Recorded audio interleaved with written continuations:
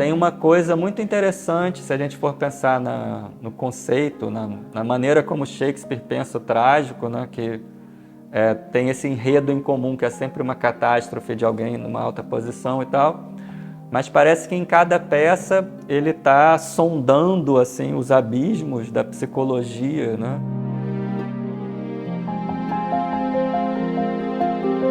O que você conhece sobre as tragédias shakespearianas? Pedro Susequinde, professor de filosofia da UF, é quem compartilha conosco sobre o trágico em Shakespeare. Para tal, Pedro contextualiza a criação e reinvenção da tragédia na modernidade através do ressurgimento do teatro no final da Idade Média e analisa duas obras icônicas do poeta, Hamlet e Otelo.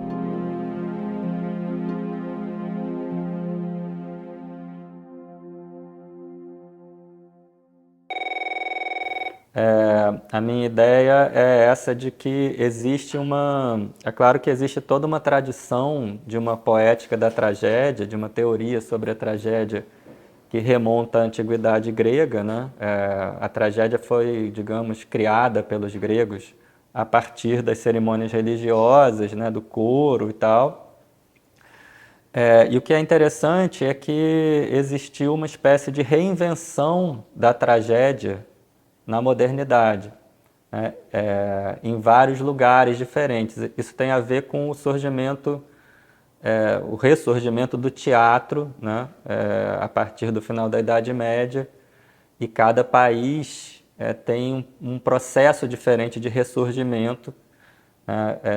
Esses processos, em geral, têm bastante relação com a igreja, né? Eles vêm de de encenações de episódios bíblicos e tal. Dentro dessa contextualização, o que é interessante pensar é como se conciliam dois elementos, né? Por um lado, você tem o Renascimento na Inglaterra, então tem toda uma volta, um estudo dos autores clássicos. No caso dos ingleses, dos renascentistas ingleses, os autores romanos, né? Sêneca na tragédia, Plauto na comédia.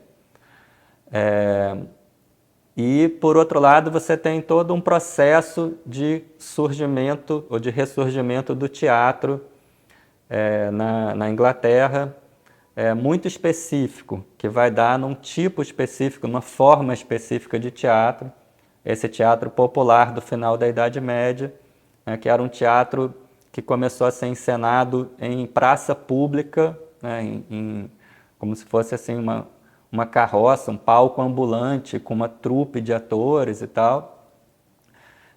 E dos episódios bíblicos em festas religiosas, isso passou para uma coisa chamada moralidades, ou morality plays, né, que são peças alegóricas com personagens como o anjo, o diabo, né, a virtude, o vício, né, e um personagem meio que é o Zé Ninguém, né, um homem qualquer, né, e que é tentado e tal. Então tem todo um processo de ressurgimento do teatro que evolui para um tipo específico, uma forma específica, um tipo de palco específico, né? E isso, conciliando isso com a volta aos clássicos, você vai ter, na época do Shakespeare, um pouquinho antes do Shakespeare, na verdade, uma reinvenção do que é a tragédia.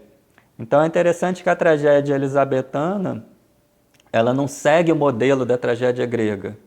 Ela tem a ver muito com a tragédia romana, com Sêneca, por exemplo, e com a adaptação dessa forma de tragédia antiga à forma do palco e do teatro que tinha surgido na Inglaterra. E o Shakespeare foi um grande mestre disso, né? Existe uma definição da situação trágica em que sempre os protagonistas da história, né, talvez a gente possa caracterizar como uma caracterização mais geral do que é uma tragédia de Shakespeare, é que o protagonista da história é alguém de alta posição que vai passar por uma catástrofe e essa catástrofe resulta na morte do protagonista. Em nenhuma tragédia de Shakespeare, o protagonista no final sai vivo. Então, uma característica geral é essa. Isso não é uma característica da tragédia grega em geral, né? Nem sempre o protagonista morre no final. Mas no caso do Shakespeare, se você tem lá uma tragédia que tem um nome, Hamlet, Macbeth, Otelo, você já sabe que esse cara aí que tem esse nome vai morrer no final, né? Então, o tema, né, a questão da morte está muito presente, né? Na primeira tragédia que eu vou analisar no curso, que é o próprio Hamlet, esse tema perpassa a tragédia toda, né? Ele é como que elaborado assim, alegoricamente, retomado, quase como, se você pensar, o tema de uma sinfonia, né, que vai sendo tratado de diferentes maneiras, né? Tem uma hora que é mais melancólica, tem uma hora que é o personagem falando sobre a possibilidade do suicídio, né? Tem uma hora em que isso é num registro cômico, como lá na cena do cemitério, mas esse tema da morte está sempre presente ao longo da tragédia, né?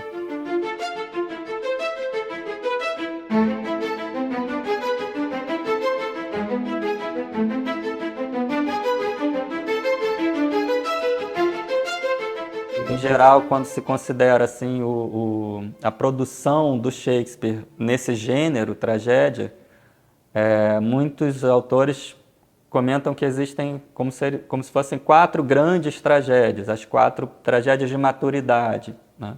Essas são as 2 primeiras, Hamlet e Otelo, né? Depois seria o Rei Lear e o Macbeth. Então, nessas 2 primeiras, eu vou fazer um pouco uma análise comparativa, né? Vou falar primeiro do Hamlet, que é uma tragédia, é a primeira das 4 grandes tragédias, seria um pouco o momento em que o Shakespeare chegou à definição de como deveria ser uma tragédia para ele. E, ao mesmo tempo, é uma tragédia que tem pertence a um subgênero bastante específico, né? Que é uma tragédia de vingança. Tragédia de vingança é um gênero, um tipo de tragédia que nasceu na Antiguidade, né, que tem toda uma tradição romana, né? O Sêneca, que é o autor de referência para os ingleses, tem algumas tragédias de vingança. Essas tragédias de vingança têm alguns elementos que reaparecem no Hamlet. Quase toda tragédia de vingança tem, por exemplo, um fantasma, né? E esse subgênero foi retomado por um outro dramaturgo elisabetano, que é o Thomas Kyd. A grande tragédia de vingança da época do Shakespeare, que fez mais sucesso, não foi o Hamlet, foi uma tragédia chamada Tragédia Espanhola. Bem, então, esse sujeito chamado Thomas Kyd escreveu a Tragédia Espanhola, né, que até curiosamente se passa na Espanha e Portugal, né, e foi a peça que fez mais sucesso na década de 1580. Então, o Shakespeare decidiu, né, por vários motivos, né, escrever uma tragédia nesse subgênero, uma tragédia de vingança. A gente pode pensar que era o tipo de peça que estava fazendo sucesso na época dele. E para isso ele pegou uma história que já existia, essa história do príncipe Hamlet, ou Hamlet, da Dinamarca, é uma história registrada em crônicas dinamarquesas e tal. E, inclusive, além de já existir em crônicas, já existia uma peça anterior com esse nome, né? Tem alguns registros dessa peça anterior, né? Então, não se trata de um roteiro original, né? Ela gira muito em torno de um certo conceito de trágico que envolve essa história de uma catástrofe ocorrida com alguém de alta posição, né? Mas ela é uma peça que, curiosamente, remete, né, ela começa já na catástrofe. Quer dizer, o personagem Hamlet, numa situação em que ele está bem, que ele está feliz, é anterior à peça. Então a peça ela tem que contar, ela tem que remeter a alguma coisa que aconteceu antes dela para ela aparecer como essa catástrofe, né? Outras tragédias, como o Otelo, elas têm um percurso que vai mostrar primeiro a ascensão do protagonista, né? Como é que ele chega numa posição elevada, né? O Otelo vai ser o grande guerreiro, né? Que vai ganhar uma posição de governador de Chipre e tal, por ser vitorioso na guerra, né? Então, é um outro tipo, é uma outra maneira de configurar a situação trágica, né? Que vai mostrar primeiro essa subida, essa ascensão, depois uma peripécia, né? uma mudança que vai levar à queda, à catástrofe do herói trágico, né? E o que me interessa muito é que cada tragédia configura o trágico de uma maneira diferente, né? Então, se você analisa uma tragédia, na verdade, a situação que vai ser encenada ali, né, e os elementos que estão presentes são muito diferentes, né, e você pode, na comparação, perceber como é que o autor trabalha esses elementos, né? Então, no caso do Otelo, você tem essa construção de uma elevação e de uma queda, né? E a causa, a peripécia, ela é toda articulada a um personagem, né? Então, você tem o herói, o Otelo, e você tem ali um grande vilão, né? Que é o Iago, que é um dos mais terríveis vilões da história da literatura, para mim, talvez o mais terrível, que é individualmente o responsável por toda a tragédia, né? Então é interessante ver como, no caso do Hamlet, né, você tem um herói que, para realizar a sua vingança, ele acaba quase que dirigindo os acontecimentos. Ele vai até fazer uma peça dentro da peça que ele dirige, né? Mas a própria peça Hamlet é muito dirigida por esse herói.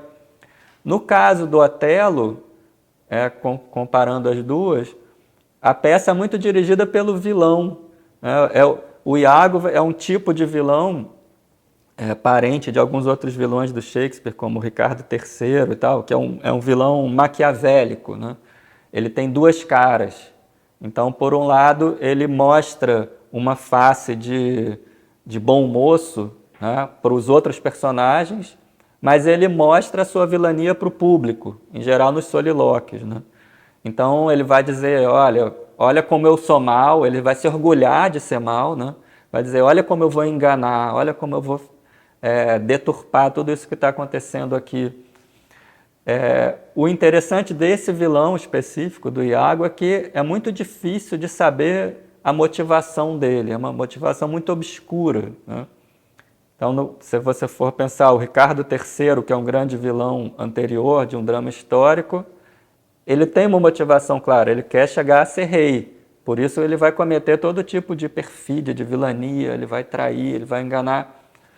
O Iago, ele simplesmente tem ódio do Otelo, ele quer que o Otelo, embora o Otelo goste muito dele, respeite a opinião dele e seja amigo dele a princípio, o que ele quer é derrubar o Otelo, é movido pela inveja, né?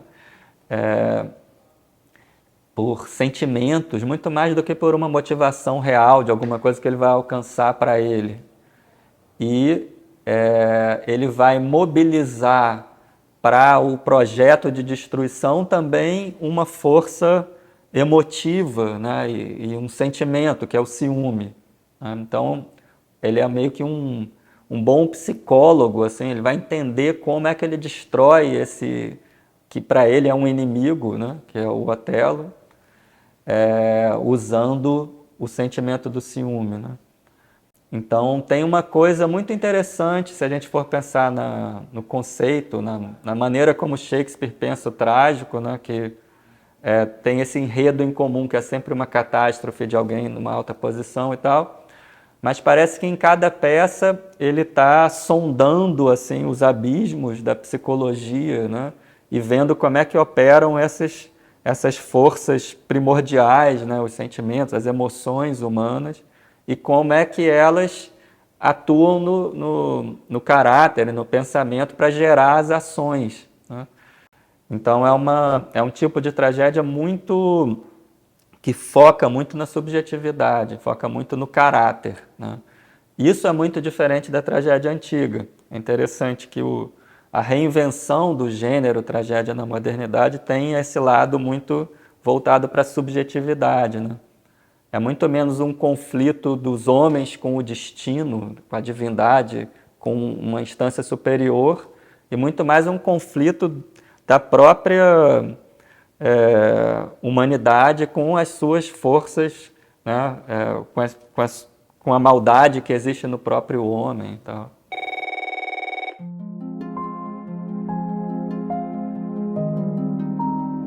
Você já leu alguma das obras citadas nesse episódio?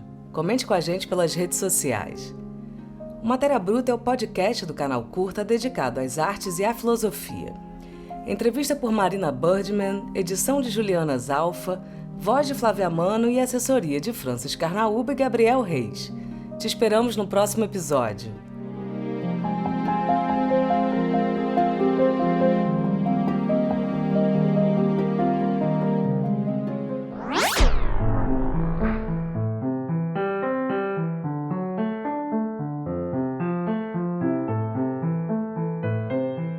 Para você que é cinéfilo e ama filmes nacionais, se liga nessa dica. A série Segundo Take tem como proposta recriar cenas antológicas do cinema brasileiro sob o olhar de outros profissionais. A cada episódio, diretores e atores dividem com o público suas paixões cinematográficas e seu processo criativo ao refilmarem uma grande cena. Entre os principais filmes estão Bandido da Luz Vermelha, Santiago, Limite e Deus e o Diabo na Terra do Sol, obra-prima de Glauber Rocha. Assista quando e onde quiser no curtaon.com.br.